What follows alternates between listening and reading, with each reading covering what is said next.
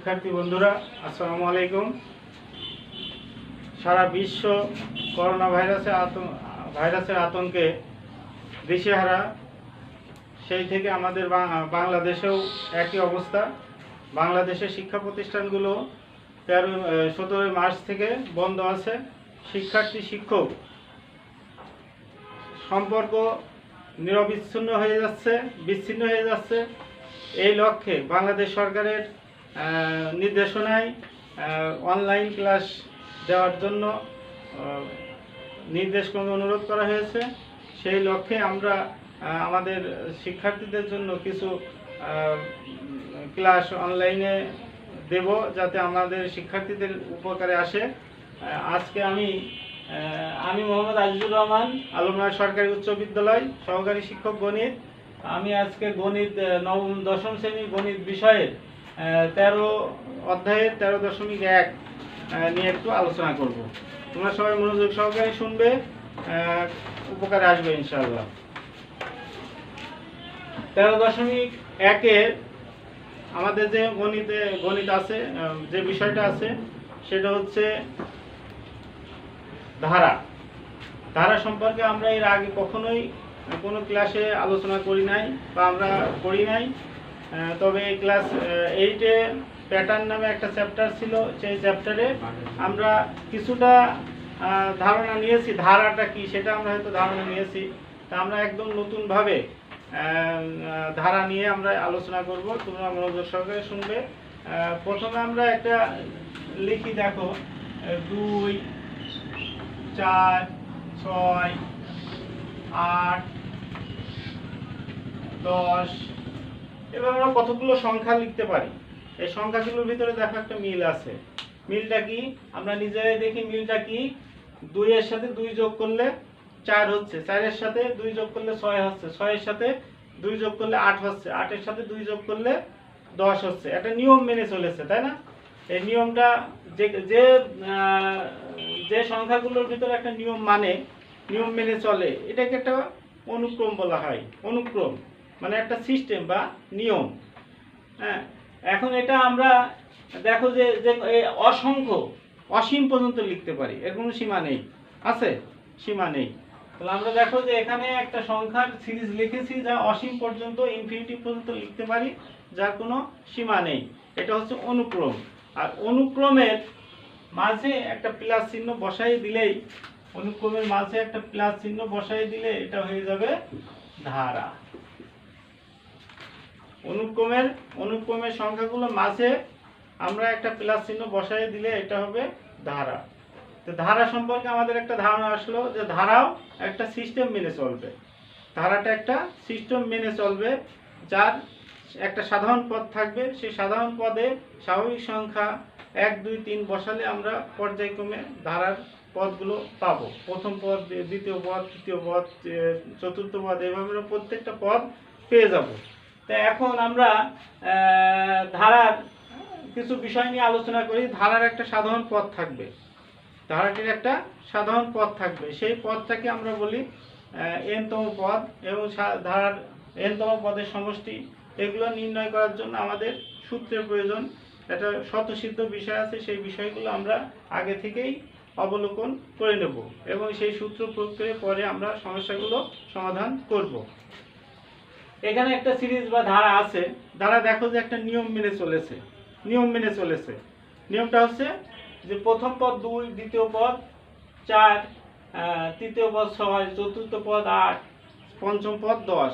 এভাবে আমরা যদি বলি ষষ্ঠ পদ কত হবে, তোমরা অনায়াসে পারবে। কত হবে? এর সাথে 2 যোগ করে, 2 যোগ 2 4, 4 যোগ 2 সমান 6, 6 যোগ 2 সমান 8, 8 যোগ 2 সমান 10। এইভাবে আমরা কিন্তু পরবর্তী পদগুলো নির্ণয় করতে পারি। এছাড়াও আমরা একটা সাধারণ পদের মাধ্যমে একবারে যদি সাধারণ পদটা উল্লেখ করে দিতে পারি, তাহলে সেই পদের মাধ্যমে আমরা যত সংখ্যক পদ নির্ণয় করার কথা বলা হবে তত সংখ্যক পদই আমরা নির্ণয় করতে পারবো। আমরা সেটা এখন দেখি।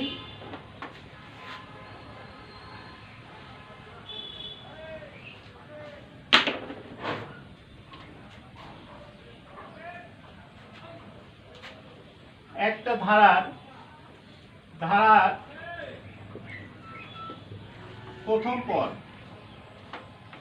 প্রথম পদ যদি আমরা ধরে নিই এ, প্রথম পদ ধরে নেব এ, সাধারণ অন্তর ডি। তার আগে আমরা একটু কথা বলি সাধারণ অন্তরটা কি। সাধারণ অন্তরটা হচ্ছে যে ধারার প্রত্যেক পরের পদ থেকে পূর্ব পদ বিয়োগ করলে যেটা পাওয়া যায় সেটা একটা মিল থাকে, অর্থাৎ একই সংখ্যা বারবার আসে, সেটা হচ্ছে সাধারণ অন্তর। আমরা ওই অঙ্ক থেকে দেখি, এখানে দেখো যে 4 - 2 = 2, 6 - 4 = 2, 8 - 6 = 2, 10 - 2 8 = 2। প্রত্যেক ক্ষেত্রে বিয়োগফল একই আসছে। বিয়োগফলটা কত? 2। এইটা হচ্ছে সাধারণ অন্তর। তা আমরা যেখানে অঙ্ক সমাধান করব, সাধারণ অন্তর বলতে ক্লিয়ার হয়েছে? সাধারণ অন্তর হচ্ছে প্রত্যেক পরের পদ থেকে তার আগের পদ বিয়োগ করলে যে বিয়োগফলটা পাওয়া যাবে সেটা হচ্ছে সাধারণ অন্তর। এখন আমরা ধারার প্রথম পদ এ ধরলাম, সাধারণ অন্তর ডি ধরলাম। তাহলে এখানে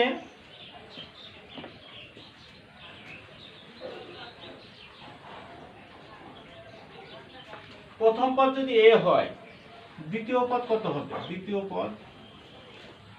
পদ এ প্লাস ডি। প্রথম পদ যদি এ হয়, দ্বিতীয় পদ এ প্লাস ডি। এটাকে যদি আমরা এইভাবে লিখি, A plus 1 - 1 into D, 1 - 1 into D. তৃতীয় পদ কত হবে? তৃতীয় পদ A plus D plus D, A plus 2d সমান এ প্লাস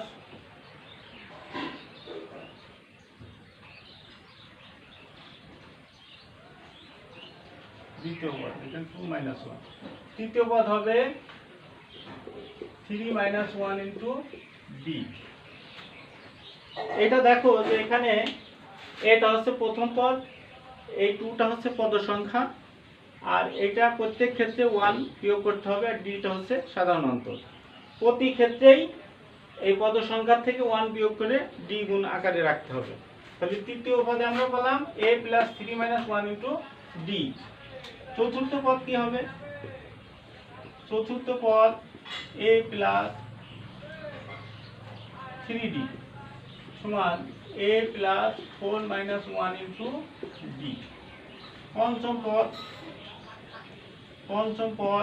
a প্লাস 4d সমান a প্লাস 5 - 1 ইন্টু ডি। এখানে দেখো যে এই জায়গা থেকে আমরা একটা সাধারণ সূত্র আবিষ্কার করতে পারি কিনা, যে প্রথম পদের সাথে যত প্রথম পদ তা সেটা -1 ইন্টু ডি, সেটা -1 ইন্টু ডি যোগ করতে হবে। তাহলে আমার দ্বিতীয় পদে হচ্ছে a প্লাস 2 - 1 ইন্টু ডি, তৃতীয় পদে a প্লাস 3 - 1 ইন্টু ডি, চতুর্থ পদে a প্লাস 4 - 1 ইন্টু ডি, পঞ্চম পদে a plus 5 into 1 into D. আর যদি আমি এখন বলি nতম পদ, আমি তো পঞ্চম পদেও গেলাম না, দশম পদ কি হবে? a প্লাস 9d সমান a প্লাস 10 - 1 ইন্টু ডি। মাঝখানে আছে আর। তাহলে আমরা এখন এ থেকে সিদ্ধান্ত নিতে পারি কিনা nতম পদে কত আসবে? nতম পদে কত আসবে? nতম পদে কত আসবে? nতম পদে আসবে a প্লাস, এখানে কি হবে দেখো তো, n - 1 into a plus n - 1 into D. তাহলে এই যে সাধারণ সমান্তর ধারার একটা সাধারণ পদ আমরা পেলাম, যেটা হচ্ছে a plus n - 1 into D, যেখানে nটা হচ্ছে স্বাভাবিক সংখ্যা। এখন যদি আমি n এবং d এর মানটা জানি, তাহলে আমরা এখানে পদ সংখ্যা কততম পদ, আমি যদি তোমার একটা ধারা দিয়ে বলি দশম পদ কত, হ্যাঁ 15তম পদ কত, 100তম পদ কত, সেটা আমরা বের করতে পারবো। যেমন এর আগে আমরা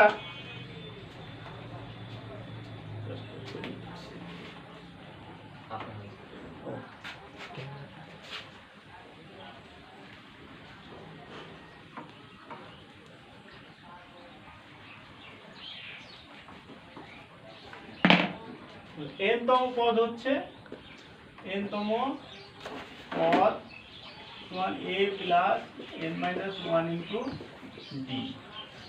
এখানে আমরা এটা একটু মার্কিং করে রাখি। সমান্তর ধারার কোন সমান্তর ধারার n-তম পদ হচ্ছে a plus n minus 1 into D, যেখানে a হচ্ছে প্রথম পদ, n হচ্ছে পদ সংখ্যা, ডি হচ্ছে সাধারণ অন্তর। এখন আমরা এই যে উদাহরণটা টেনেছিলাম, একটা ধারা, এটা একটা ধারা। এই ধারায় যদি আমি এখন তোমাদেরকে বলি যে 100তম পদ বের করো, 100তম পদ বের করো, তাহলে কি আমরা পারবো না? সহজে পারবো। এই ধারার প্রথম পদ কত? প্রথম পদ a সমান 2, সাধারণ অন্তর অন্তর b সমান 4 থেকে 2 বাদ দিলাম 2, 6 থেকে 4 বাদ দিলাম 2, 8 থেকে 6 বাদ দিলাম 2, সাধারণ অন্তর 2। তাহলে 100তম n সমান 100, 100তম পদ কত হবে? 100তম পদ a plus n minus 1 into D, এর মান 2 প্লাস 100 মাইনাস 1 ইন্টু ডি মানে 2, 2 প্লাস 99 ইন্টু 2, 2 প্লাস 198, তাহলে কত হলো? 200। এইভাবে আমরা একটা ধারার যততম পদই আমরা বলতে পারি। সাধারণ পদ বের করার পরে আমরা সেই ধারার যততম পদ দিয়ে তোমাকে বলা হবে, তোমরা অবশ্যই বের করতে পারবে। এটা হলো সাধারণ পদের ক্ষেত্রে। সাধারণ পদের ক্ষেত্রে আমরা এখান থেকেও আসতে পারি, যেমন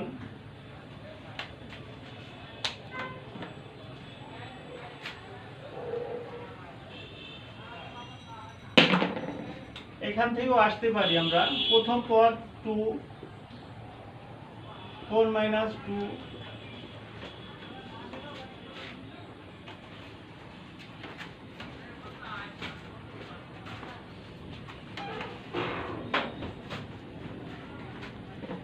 এখান থেকে আমরা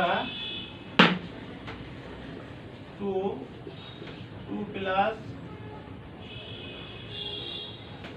2 মাইনাস 1 ইন্টু ডি, ডির জায়গায় হবে 2 প্লাস 2 প্লাস 3 মাইনাস 1 ইন্টু 2। এটা যদি আমরা এইভাবে লিখি 2 প্লাস 4 মাইনাস 1 ইন্টু 2। এখানে একটা জিনিস খেয়াল করো, এখানে প্রথম পদ কত আছে? 2, দ্বিতীয় পদ আছে 2 প্লাস 2 মাইনাস 1 ইন্টু 2। তার মানে এখানে a প্লাস পদ সংখ্যা minus 1 into D.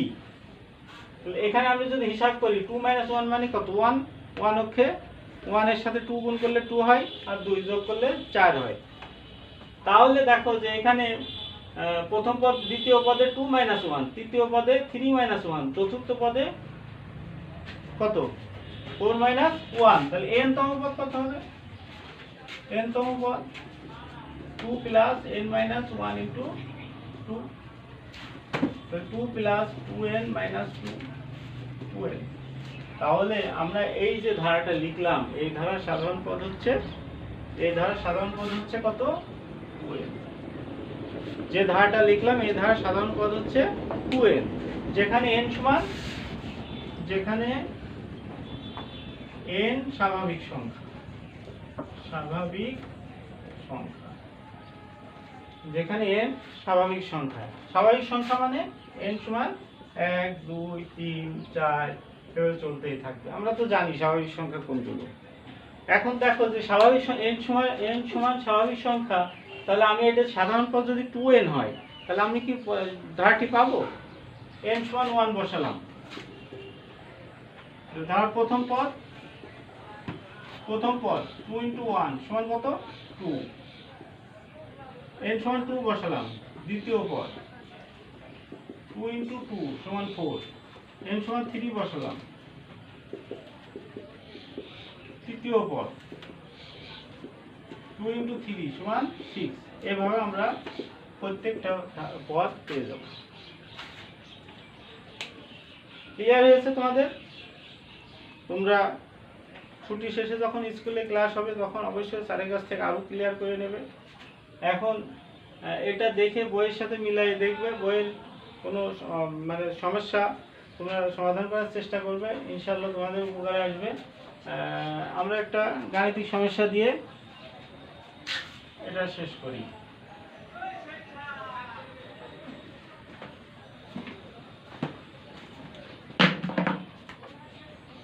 Three plus 5 plus 8 3 plus 8 plus 13 plus 18 একটা ধারা। এটা কি ধারা? সমান্তর ধারা। সমান্তর ধারা অর্থাৎ যার প্রত্যেক পরের পদ থেকে আগের পদ বিয়োগ করলে বিয়োগফল প্রতি ক্ষেত্রে একই রকম হয়, সেটা হচ্ছে সমান্তর ধারা। তো সমান্তর ধারা এটা একটা ধারা যার আমি তোমাদেরকে যদি বলা হয় যে 50তম পদ কত অথবা 40তম পদ কত, ধারা 40তম পদ কত, 40তম পদ নির্ণয় করো। তাহলে এখানে আমরা সমাধান করে দেখাই। সমাধান: ধারার প্রথম পদ a সমান 3, ধারার সাধারণ অন্তর d সমান 5। 5টা আমরা দেখাই দিই, 8 - 3 সমান 5। পদ সংখ্যা n সমান 40। n-তম পদ a প্লাস আমরা দেখেছি a প্লাস n - 1 × d, যেখানে এর মান হচ্ছে 3, n এর মান 40 - 1 × d এর মান 5। 3 প্লাস 39 × 5, 3 প্লাস 5 × 9 = 45, 5 হচ্ছে 4, 3 + 5 = 19, 198। ক্লিয়ার শিক্ষার্থী বন্ধুরা? তো এইভাবে আমরা বইয়ে যতগুলো সমস্যা আছে সবগুলো সমাধান করব এবং দেখব, ইনশাআল্লাহ আমাদের উপকার হবে। এরপরে আমরা সমান্তর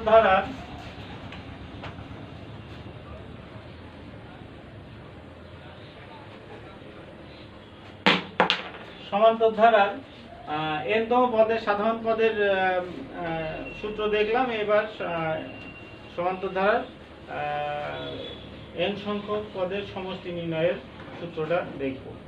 20 মিনিট আর 2 মিনিট আছে। তোমরা এই করোনা ভাইরাসের ভিতরে সবাই বাড়ি থাকবে, সুস্থ থাকবে এবং সবাই সতর্ক থাকবে। বাইরে গেলে অবশ্যই মাস্ক ব্যবহার করবে আর গুরুজনের পরামর্শ বা উপদেশ সব মেনে চলবে, পিতামাতার কথা শুনবে, সবসময় পরিষ্কার পরিচ্ছন্ন থাকবে এবং কিছুক্ষণ পর পর দিনে 4-5 বার অবশ্যই সাবান দিয়ে অথবা হ্যান্ড ওয়াশ দিয়ে হাত পরিষ্কার করবে। তাহলে অবশ্যই আল্লাহর রহমতে সবাই সুস্থ থাকবে। এই বলে আমি শেষ করছি।